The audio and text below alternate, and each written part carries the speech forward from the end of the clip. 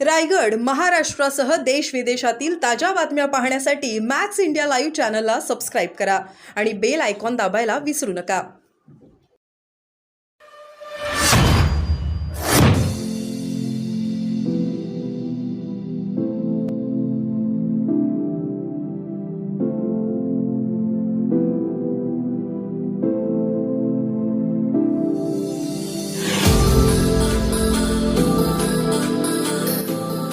निवडणुकीत लढवताना पडलेला एक प्रश्न आहे, चर्चेतला आहे म्हणून तो विचारतो.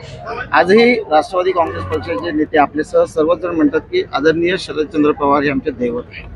तर हे उमेदवारी जाहीर झाल्यानंतर उमेदवार त्यांच्या आशीर्वादाला जाणार आहेत का? एक असं की शेवटी एक राजकीय भूमिका आम्ही घेतलेली आहे. ती राजकीय भूमिका घेतल्याच्या नंतर स्वर्गीय चव्हाण साहेबांनी जनतेच्या हिताच्या दृष्टिकोनातून राष्ट्रहित नजरेसमोर ठेवून त्यांनी जे काही बहुजनांच्या हितार्थ सत्तेमध्ये असलं पाहिजे ही जी काही भूमिका मांडली, ही भूमिका घेऊन दादांच्या नेतृत्वाखाली आम्ही त्या ठिकाणी जातो आहोत.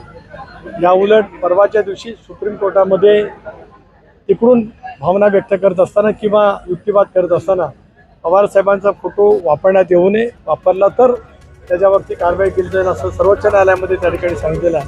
मला असं वाटतं की आता या सगळ्या प्रकरणावरती पडदा पडलेला आहे.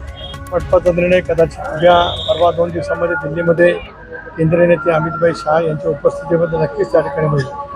तर त्यांनाही सांगू इच्छितो आहे मी, राष्ट्रवादी काँग्रेस पक्षाच्या वाटेला हा जर का मतदारसंघ आला येण्याची शक्यता खूप जास्त आहे.